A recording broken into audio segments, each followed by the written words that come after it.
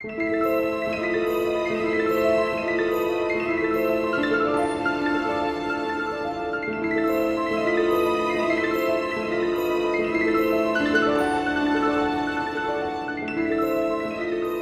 City of Oz, OZMA. The magnificent Emerald City is the capital city of the Land of Oz, and is considered the most beautiful and fantastic fairyland in all the world. The Emerald City is built of beautiful marbles and emeralds. All are exquisitely cut, many are very large. Also, there are other jewels used in the decorations inside the houses and palaces, such as rubies, diamonds, sapphires, amethysts, and turquoises. But in the streets and on the outside of the buildings, only emeralds appear, which is why it is named the Emerald City of Oz. There are 9,654 buildings, and 57,318 people are residents. The surrounding countryside extends to the borders of the desert and surrounds it on all sides. There are comfortable farmhouses for those inhabitants of Oz who prefer the country to city life. There were more than 500,000 people in the Land of Oz. Although not all were made of flesh and blood, all were happy and prosperous. No disease of any sort was ever known to occur in Oz, and no one ever died unless they were in a bad accident, which was very rare. No one was poor in the Land of Oz, because there was no such thing as money. Everything and all property belonged to the ruler. All the people were her children, and she cared for everyone. Each person was given whatever they required, and as much as anyone could reasonably desire, to live a good life equal to their neighbors. Some tilled the lands and raised great crops of grain, which were divided equally among the entire population, so that all had enough. There were many tailors, dressmakers, shoemakers, and craftsmen that made things for anyone that desired or needed them. There were jewelers who made jewelry and ornaments, which pleased the people and made them beautiful. The jewelry and ornaments were free to those who asked for them. Each man and woman, no matter what he or she produced for the good of the community, was supplied by the neighbors with food and clothing, and a house and furniture and ornaments and games.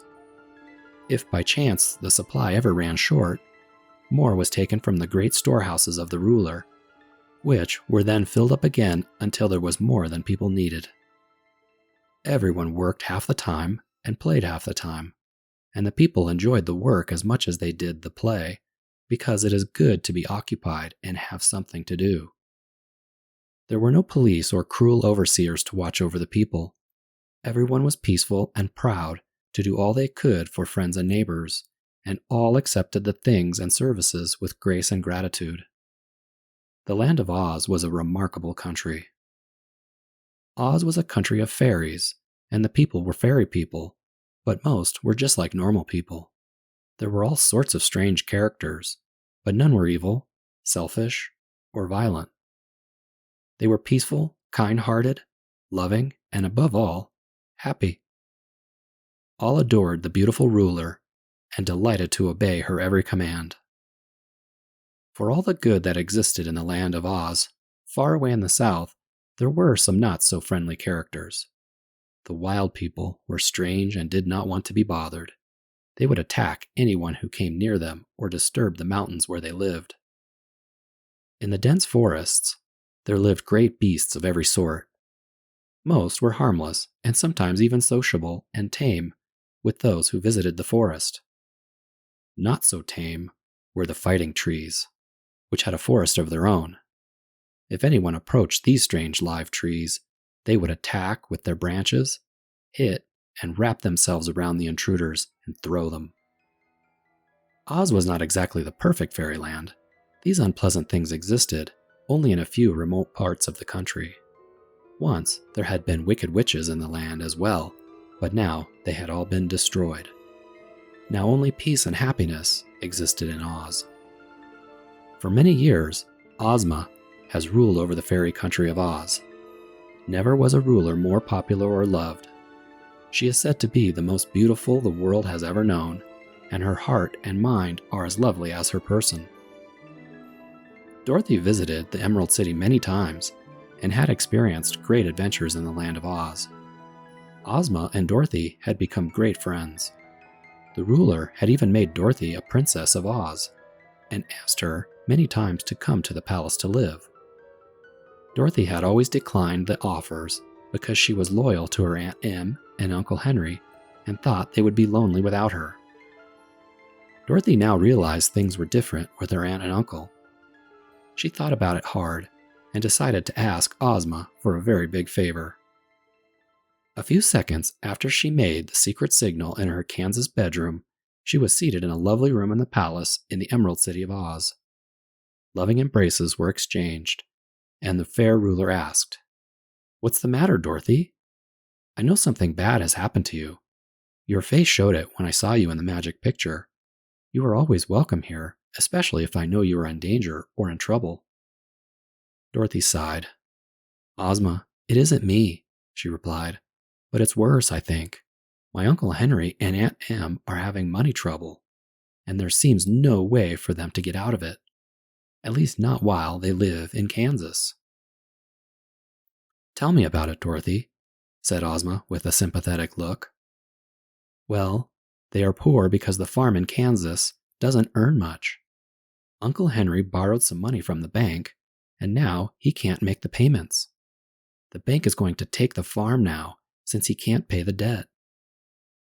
If that happens, Uncle Henry and Aunt Em won't have any place to live. They're too old to continue doing hard work. Unless..." Ozma had been thoughtful during the story, but now she smiled and squeezed her friend's hand. "Unless what?" she asked. Dorothy hesitated, because her request meant so much to them all. "Well," Dorothy went on, "I'd like to live here in the Land of Oz, where you have often invited me. But I don't think I could unless Uncle Henry and Aunt Em lived here too." "Of course!" exclaimed Ozma, happily laughing.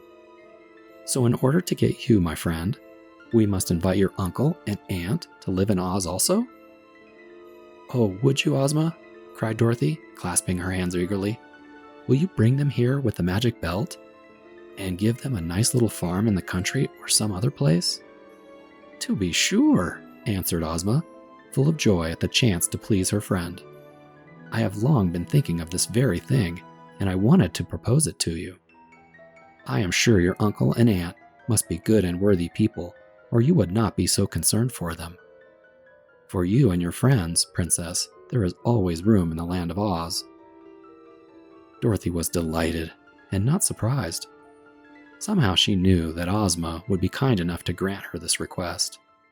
Dorothy had a thoughtful look on her face and said, "But you probably should not call me Princess.